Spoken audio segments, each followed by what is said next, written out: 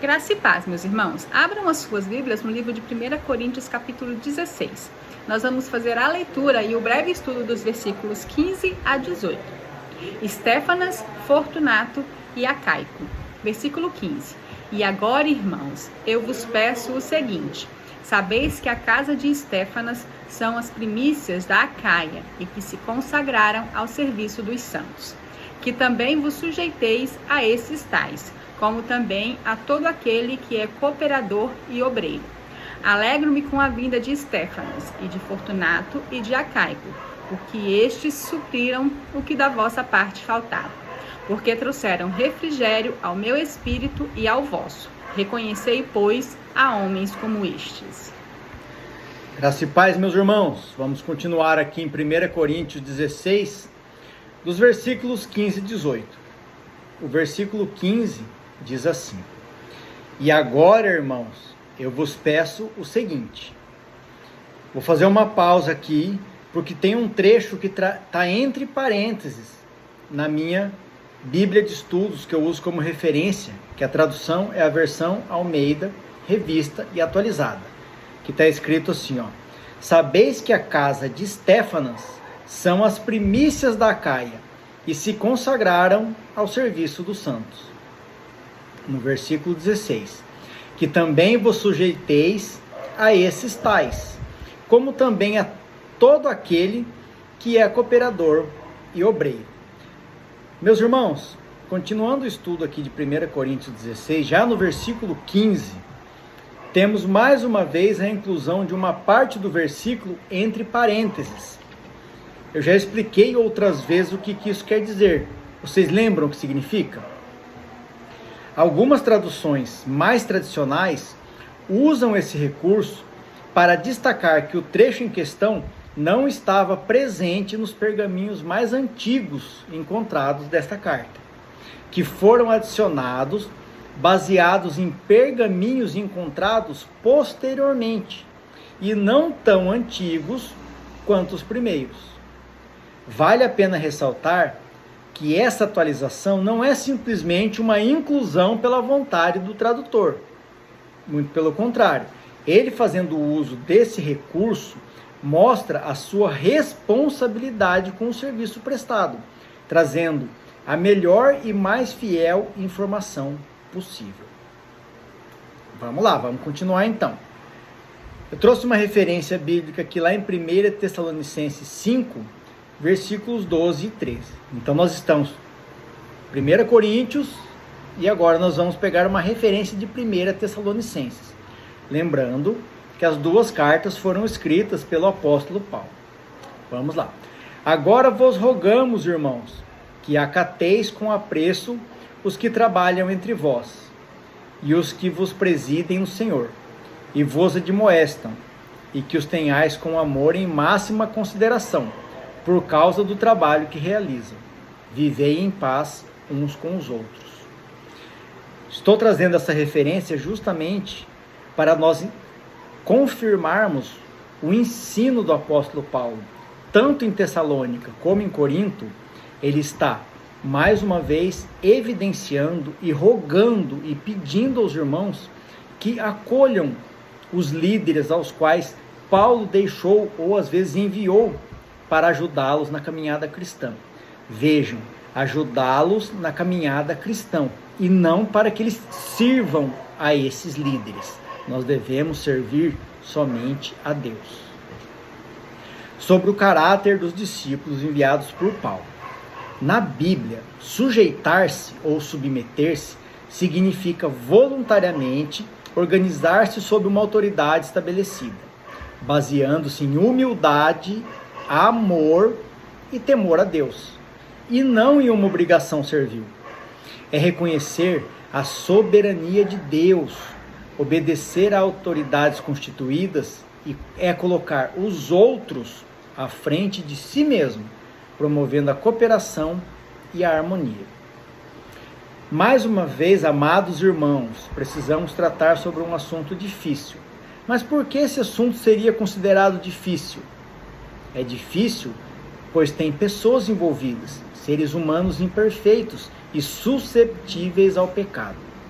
O termo autoridade constituída é muito distorcido nas instituições religiosas.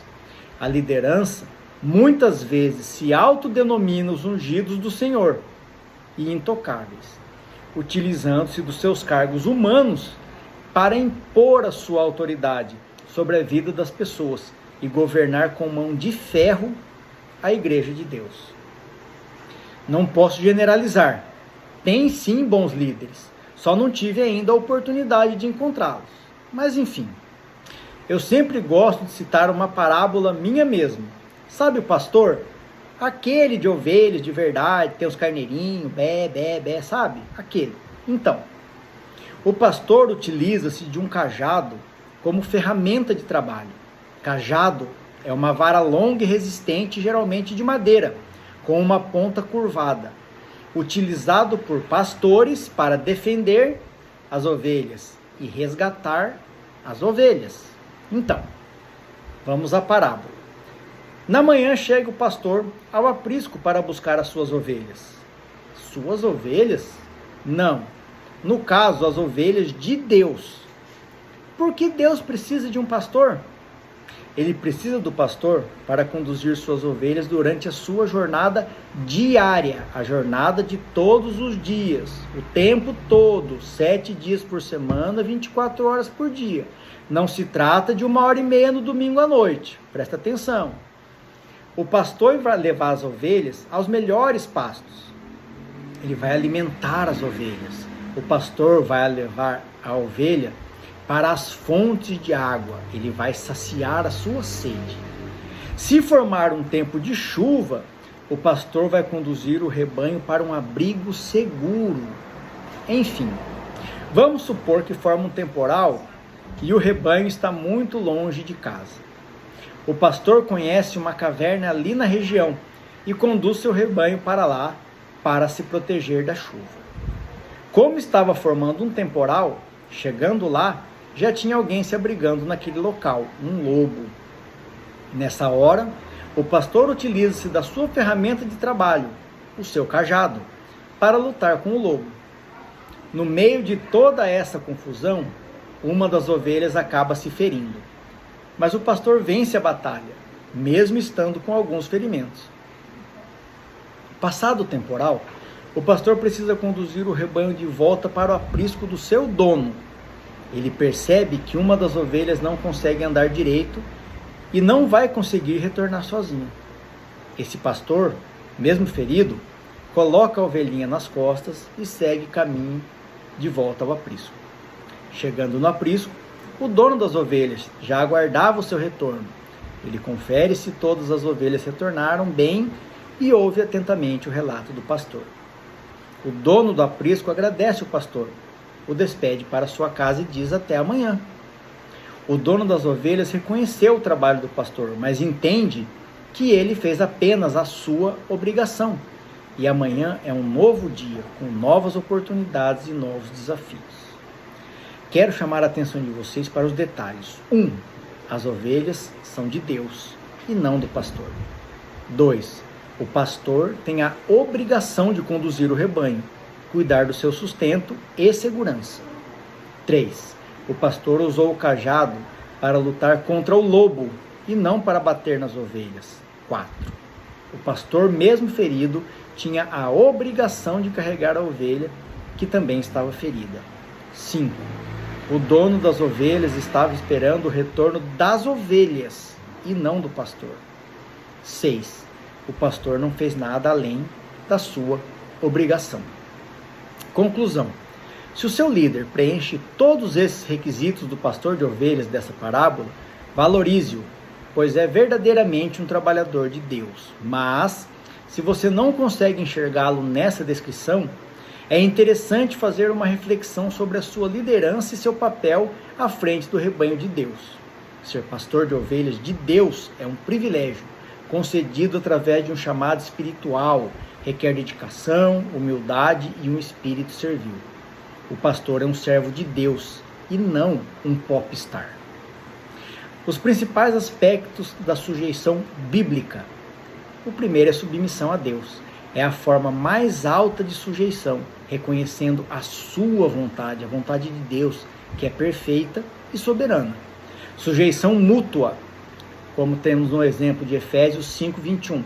Instrui os cristãos a se sujeitarem uns aos outros, o que indica uma postura de unidade e serviço recíproco, sem hierarquia opressora, ou seja, um se sujeitar ao outro, amar ao próximo como a ti mesmo. No contexto familiar, a submissão da esposa ao marido, como vemos em Efésios 5:21, é descrita como aceitar a liderança funcional do marido, que por sua vez deve amá-la sacrificialmente. Apenas para contextualizar, trazendo o exemplo da parábola do pastor e das ovelhas, nesse caso, no contexto familiar, a ovelha seria a esposa e o pastor seria o marido.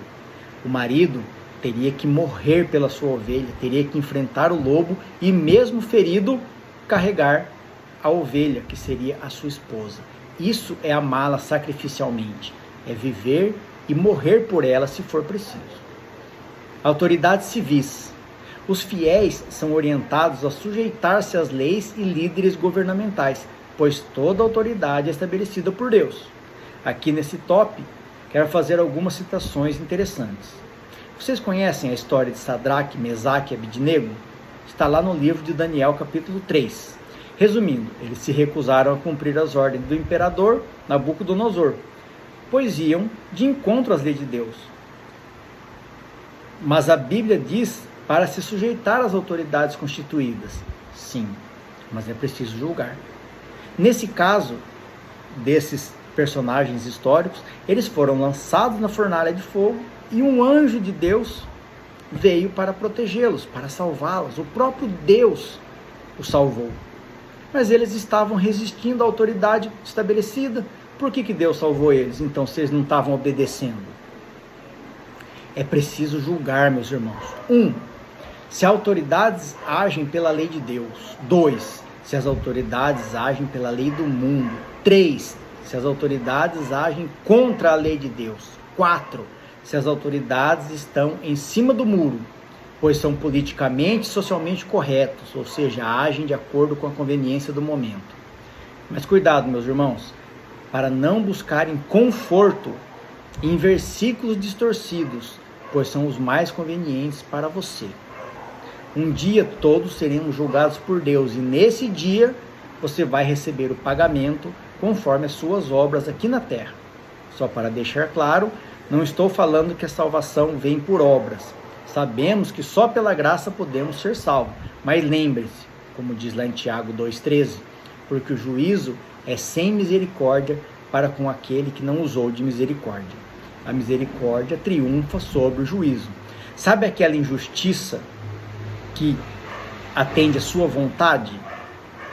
Mas ela não deixa de ser injustiça. Ela continua sendo uma injustiça, mesmo que vá te beneficiar. Isso é errado, meus irmãos. Nós vamos ser cobrados por isso. O que é justo, o que é injusto, o que é certo, mesmo que ninguém esteja fazendo. E o que é errado, mesmo que todos estejam fazendo. Mais uma referência lá em Tiago 2, versículos 17 e 18. Assim também a fé, se não tiver obras, por si só está morta. Mas alguém dirá, tu tens fé e eu tenho obras. Mostra-me essa tua fé sem as obras, e eu com obras te mostrarei a minha fé. Que adianta você ir na igreja todo domingo, se a hora que sai de lá, você age exatamente como todos que estão no mundo e que não vivem pelo mandamento de Deus. Já a origem militar de submissão. O termo em grego significa organizar-se sob, indicando ordem, estrutura e propósito, não inferioridade. Ato de humildade. A sujeição é uma escolha de render-se, exemplificada por Jesus para cooperar com o bem. Sujeitar-se, portanto, é uma atitude de caráter, onde a pessoa renuncia ao orgulho para servir e seguir a ordem divina, a ordem de Deus. Lembre-se, nós estamos nos submetendo às vontades de Deus e não dos homens. Muito cuidado, meus irmãos, pois os falsos mestres vão usar contra nós as próprias palavras de Deus, porém distorcido as mensagens. Sabe aqueles citados em 2 Timóteo 4, nos versículos 3 e 4? Diz assim, pois haverá tempo em que não suportarão a sã doutrina, a palavra de Deus, a verdade. Pelo contrário, cercar-se-ão de mestres, segundo as próprias cobiças, como que sentindo coceira nos ouvidos, e se recusarão a dar ouvidos à verdade, entregando-se às fábulas. Ou seja, a gente vai na igreja para ouvir o pastor dizer o que a gente quer ouvir. Esse é um falso mestre, e você é uma falsa ovelha. Lá em Mateus 7, versículos 15 a 17, acautelai-vos dos falsos profetas, que se vos apresentam disfarçados em ovelhas, mas por dentro são lobos roubadores. Pelos seus frutos os conhecereis. Colhem-se porventura uvas dos espinheiros ou figo dos abrolhos? Assim toda árvore boa produz bons frutos, porém árvore má produz frutos maus. Não adianta a pessoa falar de Deus, ela tem que viver conforme os mandamentos de Deus. Dentro da igreja, no púlpito, é maravilhoso, é uma bênção, é um santo, mas quando sai dali, é o pior dos lobos. Mais uma referência, agora em Apocalipse, capítulo 13, versículos de 7 a 9. E aqui é Jesus dizendo, presta atenção, foi-lhe dado também que pelejasse contra os santos e os vencesse.